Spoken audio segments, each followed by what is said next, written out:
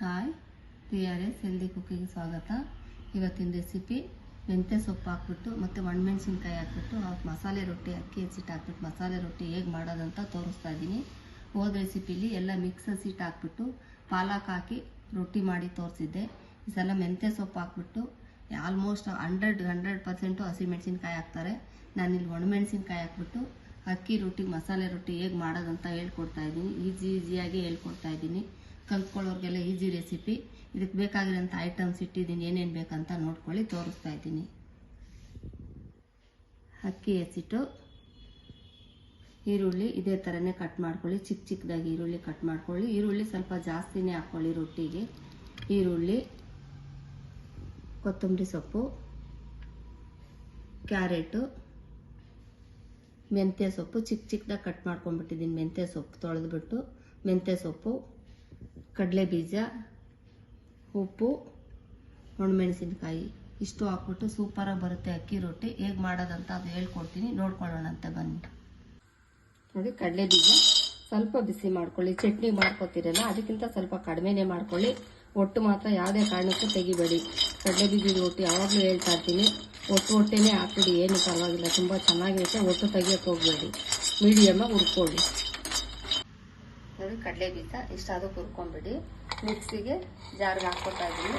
ತರ್ತರಿಯಾಗಿ ರುಬ್ಕೊಳ್ಳಿ. ನೀವು ನೋಡಿ, ರೊಟ್ಟಿ ಚಟ್ನಿಗೆ ಮೆಣಸಿನ್ಕಾಯಿ ಹಾಕೋದ್ರಿಂದ ರೊಟ್ಟಿಗೆ ಒಂದು 4 ಮೆಣಸಿನ್ಕಾಯಿ ಕಡಲೆ ಬೀಜಕ್ಕೆ ಹಾಕ್ಕೊಂಡು ತರ್ತರಿಯಾಗಿ ರುಬ್ಕೊಂಡ್ಬಿಡಿ.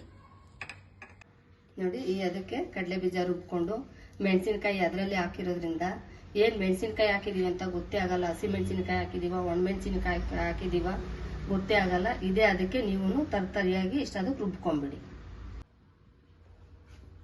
ನೋಡಿ, ಅಕ್ಕಿ ಹಸಿಟ್ಟು ಹಾಕಿದ್ದೀನಿ. ಈರುಳ್ಳಿ ಸ್ವಲ್ಪ ಜಾಸ್ತಿನೇ ಹಾಕ್ತಾ ಇದ್ದೀನಿ. ಈರುಳ್ಳಿ ಹಾಕ್ಕೊಂಡ್ಬಿಡಿ. ಈರುಳ್ಳಿ ಹಾಕ್ಕೊಂಡ್ಬಿಟ್ಟು ನೆಕ್ಸ್ಟು ಮೆಂತ್ಯ ಸೊಪ್ಪು ಹಾಕ್ತಾ ಇದ್ದೀನಿ. ಇದೇ ಥರ ಚಿಕ್ಕದಾಗಿ ಕಟ್ ಮಾಡ್ಕೊಳ್ಳಿ, ತುಂಬ ಟೇಸ್ಟ್ ಇರುತ್ತೆ ಅಕ್ಕಿ ರೊಟ್ಟಿ. ಮೆಂತ್ಯ ಸೊಪ್ಪು ಹಾಕ್ತಾ ಇದ್ದೀನಿ. ಕೊತ್ತಂಬರಿ ಸೊಪ್ಪು ಹಾಕ್ತಾ ಇದ್ದೀನಿ.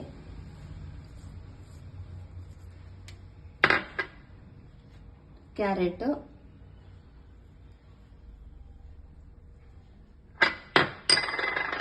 ರುಬ್ಕೊಂಡಿರ್ತೀವಲ್ಲ ಕಡಲೆ ಬೀಜ, ಅದನ್ನು ತರ್ತರಿಯಾಗಿ ರುಬ್ಕೊಂಡಿದ್ದೀನಲ್ಲ ನೋಡಿ, ಹಾಕ್ಕೋತಾ ಇದ್ದೀನಿ.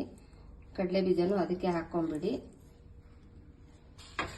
ಉಪ್ಪು ನಾನು ಅಂದಾಜ್ ಮೇಲೆ ಹಾಕ್ತಾ ಇದ್ದೀನಿ, ನೀವು ಸ್ಪೂನಲ್ಲಿ ಹಾಕ್ಕೊಳ್ಳಿ.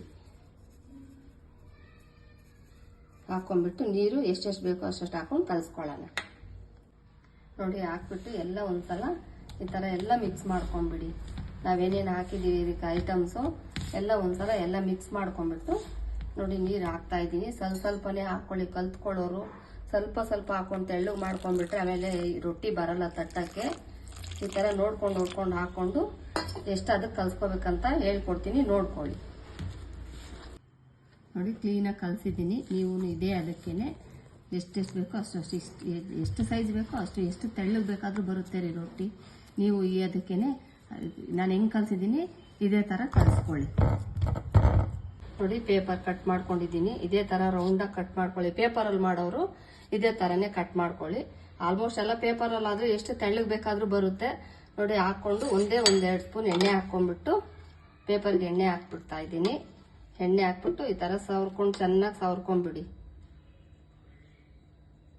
ಚೆನ್ನಾಗಿ ಕ್ಲೀನಾಗಿ ಈ ಥರ ಸವರ್ಕೊಂಡ್ಬಿಟ್ಟು ನಿಮ್ಗೆ ಎಷ್ಟು ತೆಳ್ಳಗೆ ಬೇಕೋ ಅಷ್ಟು ತೆಳ್ಳಗೂ ಬರುತ್ತೆ ಅಕ್ಕಿ ರೊಟ್ಟಿ. ಈ ಥರ ಸವರ್ಕೊಂಡು ಉಂಡೆ ಎಷ್ಟು ಬೇಕೋ ಅಷ್ಟು ನೋಡಿ, ನಾನು ಈ ಥರ ತಗೋತಾ ಇದ್ದೀನಿ. ತಗೊಂಡ್ಬಿಟ್ಟು ಎಷ್ಟು ಸೈಜಿಗೆ ಬೇಕೋ ಅಷ್ಟು ಸೈಜ್ಗೆ ಹೆಂಗೆ ಬೇಕೋ ಹಂಗೆ ಇಟ್ಟು ಕಲಿಸ್ಬಿಟ್ರೆ ಎಷ್ಟು ತೆಳ್ಳಗೆ ಬೇಕೋ ಅಷ್ಟು ತೆಳ್ಳಗೆ ಬರುತ್ತೆ. ತಟ್ಕೊಂಡ್ಬಿಡಿ, ಕ್ಲೀನಾಗಿ ತೆಳ್ಳಗೆ ಈ ಥರ ತಟ್ಕೊಂಡ್ಬಿಡಿ. ನೋಡಿ, ಹೆಂಚು ಕಾದಿದೆ. ಕಾದ್ಬಿಟ್ಟು ಪೇಪರ್ ಮೇಲೆ ತಟ್ಬಿಟ್ಟು ಈ ಥರ ಹಾಕ್ಬಿಟ್ಟು ಈ ಥರ ಅಂದ್ಕೊಂಡ್ಬಿಟ್ಟು ಹುಷಾರಾಗಿ ತಕ್ಕೊಳ್ಳಿ. ಈ ಥರ ನೀವು ಎಷ್ಟು ತೆಳ್ಳಗೆ ತಟ್ಟಿದ್ರೂ ಬರುತ್ತೆ ನೋಡಿ. ಈ ಥರ ಆರಾಮಾಗಿ ತಕ್ಕೋಬೋದು. ತಟ್ಬಿಟ್ಟು 1-2 ಸ್ಪೂನ್ ಎಣ್ಣೆ ಹಾಕ್ಬಿಡಿ ಮೇಲೆ. ನಿಮಗೆ ಎಷ್ಟು ಆಯಲ್ ಬೇಡ ಅಂದರೆ ಬೇಡ, ಬೇಕಂದರೆ 1-1.5 ಸ್ಪೂನ್ 1 ಸ್ಪೂನ್ ಹಾಕ್ಕೊಳ್ಳಿ. ನೋಡಿ, ಎಷ್ಟು ಚೆನ್ನಾಗಿ ಬಂದಿದೆ. ನೀವು ಎಷ್ಟು ಸಲ ಬೇಕಾದ್ರೂ ತಿರುವು ಹಾಕ್ಕೊಬೋದು. ಈ ಥರ ಬೇಯಿಸ್ಕೊಂಬಿಡಿ ನೀವು. ನೋಡಿ, ಬಿಸಿ ಮೆಂತ್ಯ ಸೊಪ್ಪಿಂದು ಮಸಾಲೆ ಅಕ್ಕಿ ರೊಟ್ಟಿ ರೆಡಿ ಆಗಿದೆ. ಇದು ಸ್ವಲ್ಪ ಕ್ಯಾರೆಟ್ ಜಾಸ್ತಿ ಹಾಕೋದ್ರಿಂದ ಕಲರ್ ಸ್ವಲ್ಪ ರೆಡ್ ಥರ ಕಾಣಿಸುತ್ತೆ. ಕ್ಯಾರೆಟ್ ಸ್ವಲ್ಪ ಕಡಿಮೆ ಹಾಕೊಂಡ್ರೆ ವೈಟ್ಗೆ ಕಾಣಿಸುತ್ತೆ.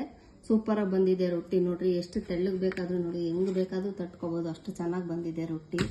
ಸೂಪರಾಗಿ ಬಂದಿದೆ. ನೀವು ಈ ಥರ ಒಂದ್ಸಲ ಟ್ರೈ ಮಾಡಿ ತಿಂದ್ಬಿಟ್ಟು ಟೇಸ್ಟ್ ಹೇಗಿತ್ತು ಅಂತ ಹೇಳಿ.